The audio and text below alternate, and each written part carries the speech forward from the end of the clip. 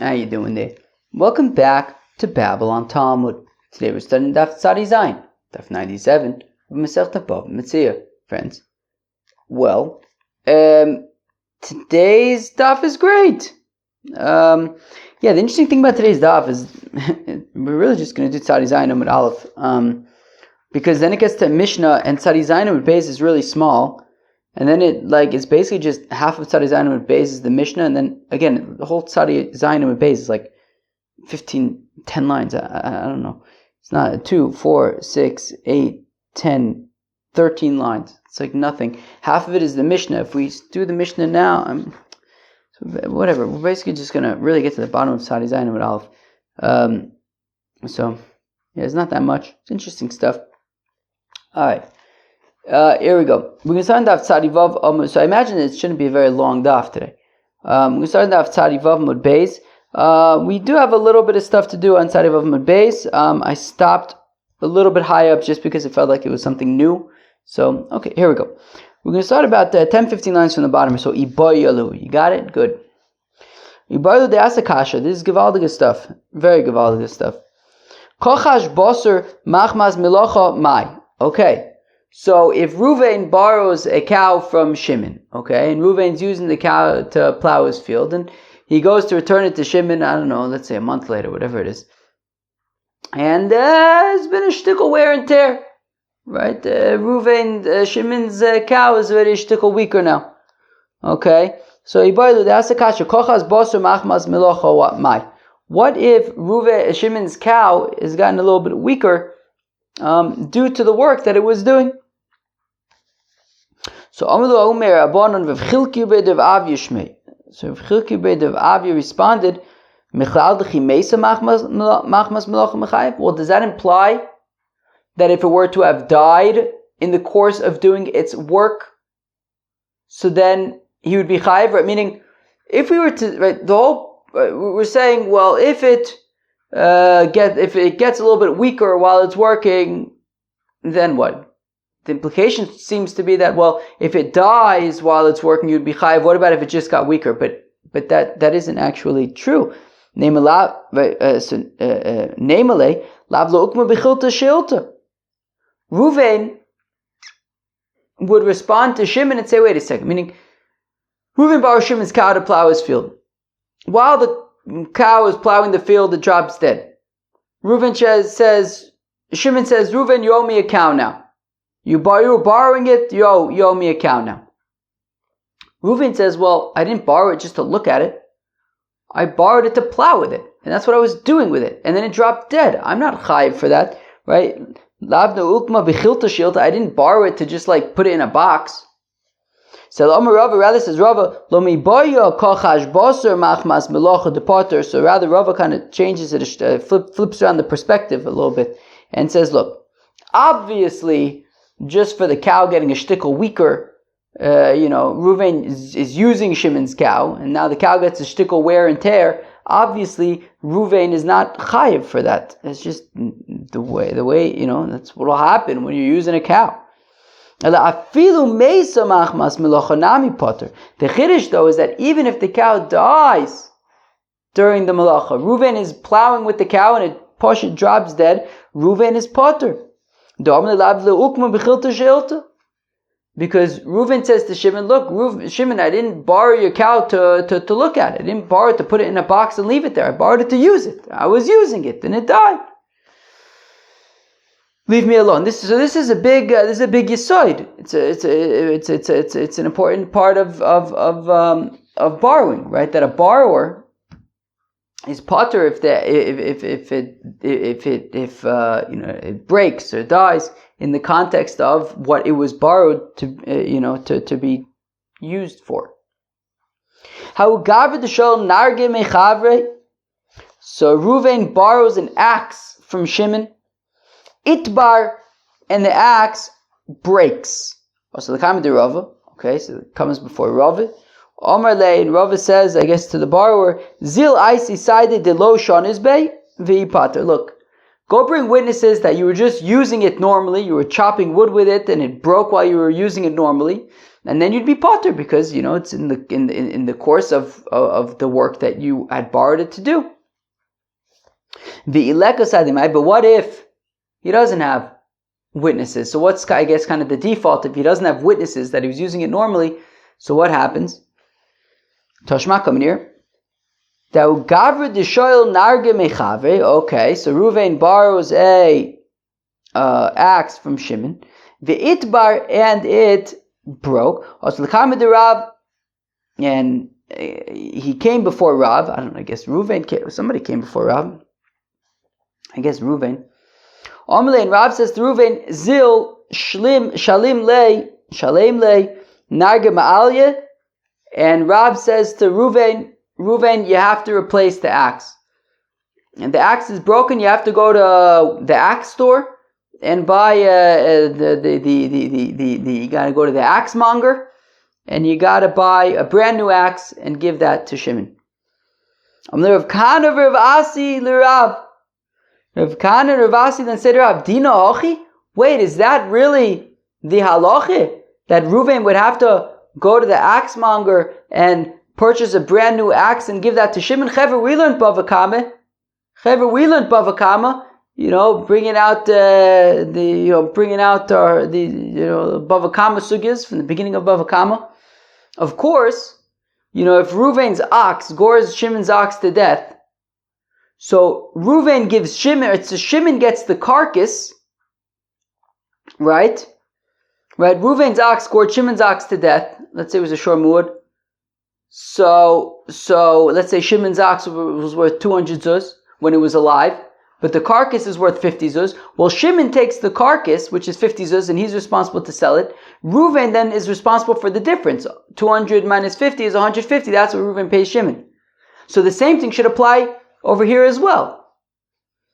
Ruvain borrowed Shimon's axe. Ruvain was using Shimon's axe. It broke. Okay? It broke. So instead of going to the axe monger and buying a brand new axe, what should happen if we apply the same, principles from BavaMetzia with the oxen, Ruvain should take the broken axe, give it back to Shimon, and then subtract the value of the broken axe from the value of a new axe, and the difference is what Ruvain needs to pay Shimon, not a brand new axe, only the difference between the broken axe and a new axe. New axe minus broken axe equals what Ruvain is chayiv. V'shasik Rav. Rav was taka quiet. Good point. V'chsek Rav Kahana Rav Asi.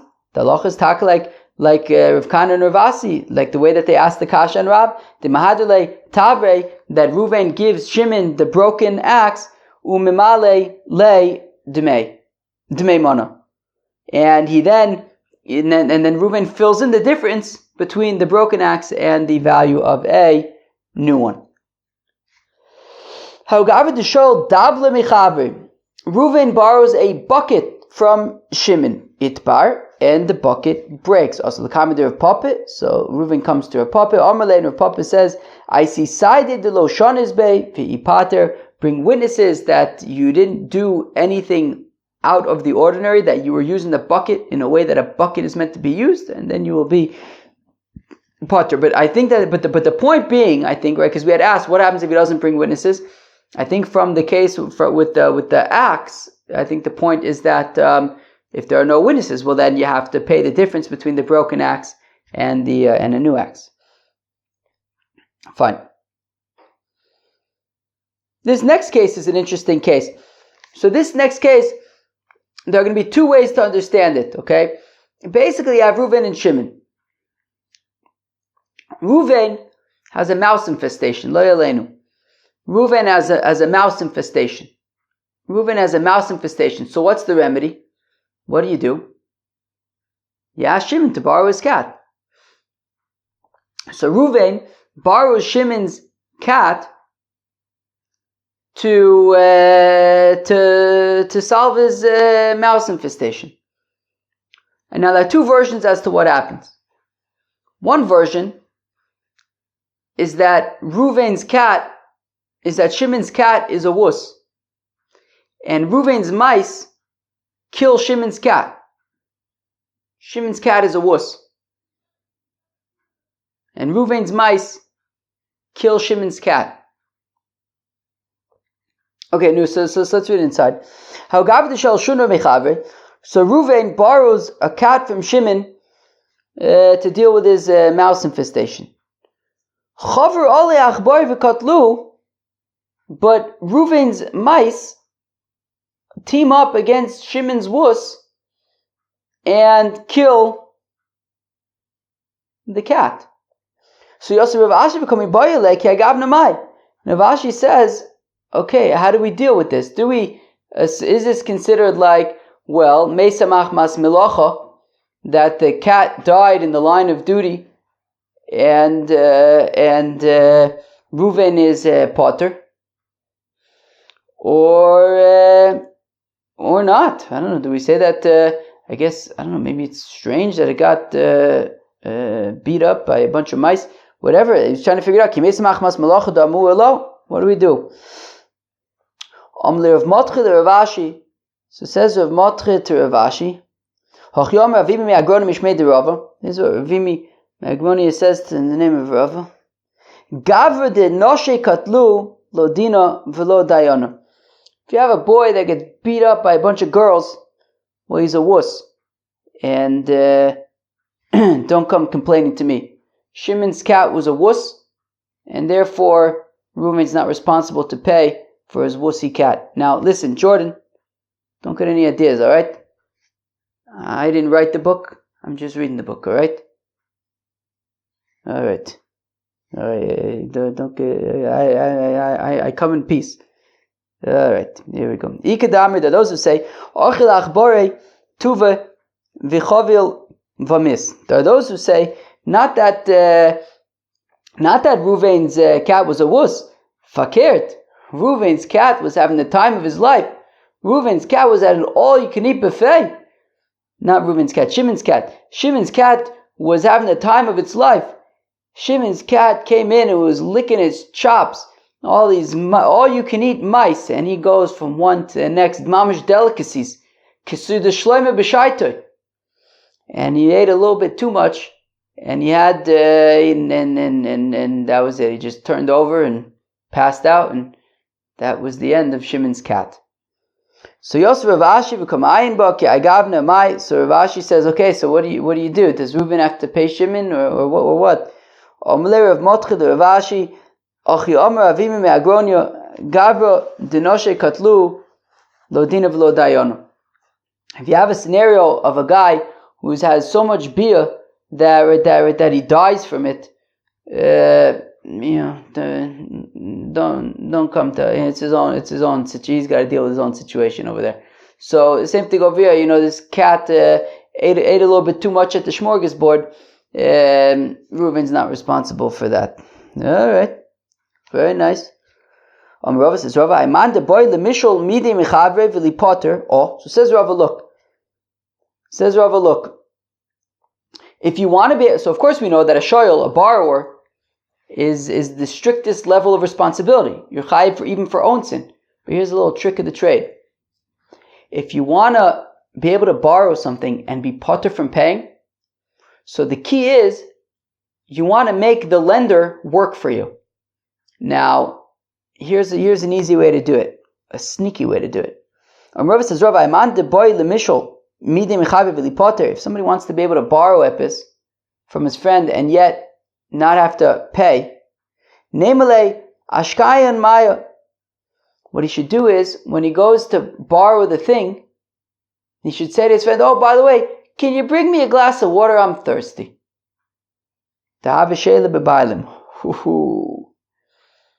Reuven borrows Shimon's cow. He says, oh, Shimon, by the way, I'm a little bit thirsty. Can you maybe bring me a glass of water? And he says, yeah, sure, no problem. Well, Shimon was just working for Reuven at the time of the borrowing. Sheila b'baylim, Reuven is potafi pikeachu. But if Shimon was sharp, and he says, I know your little sneaky little tricks, Reuven. Namely, she'il beresh v'adar ashkayich. Look, borrow the cow, okay, and then I'll bring you some water. In that case, it's not Sheila B'Bailim, and Reuven will be Chayiv. Omer Rava says, Rava, Makri Dardike, a Malamed, somebody who teaches the Yingles, Shtala, somebody who's a gardener, Tabacha, a butcher, Ve'umana, a bloodletter, Saper Mata, the barber of the town, Kulun, in all of those scenarios, Be'idun Avid Tayu, at the time that they are working, you're getting a haircut, so Moti is the person who I go to generally around here when about twice a year, and so while this person is working, whether it's the barber or the malamed, whatever. So if they lend to you at that time, if you borrow from them while they're essentially doing their job, well then kisheila b'bailim damuz be'etzem sheila b'bailim, because you're borrowing from them, and at the same time they're also working for you. The rabbi said to Rava, She'el lan mar, you are basically working for us, right? You're our Rebbe, and you're teaching us all day. You're basically working for us, and if we borrow anything from you, we're going to be patur from paying because we'll be sheila b'bailim. Ikbid, and Rava didn't like that very much. He got annoyed, got upset. Omar lehu, and he said to these students, Lafkui mamonoi koba isu, what you're coming to take away my money so you can borrow things from me and not have to pay me back if anything happens? Adraba fakert atun she'eltun li, y'all are at my whims. The ilu ono motzi ishtamute lechu mi mesechta le mesechta atun lo matzisu lishtamute. Rava says, look, if I want, tomorrow I could switch to Masechta. Cheva, listen, if I want, tomorrow I could just start learning Masechta Temura. And you won't be able to finish Masechta BavaMetzia. You can cry all you want. But I'm the one who makes the rules. Well, anyways, that's basically what Rava was saying.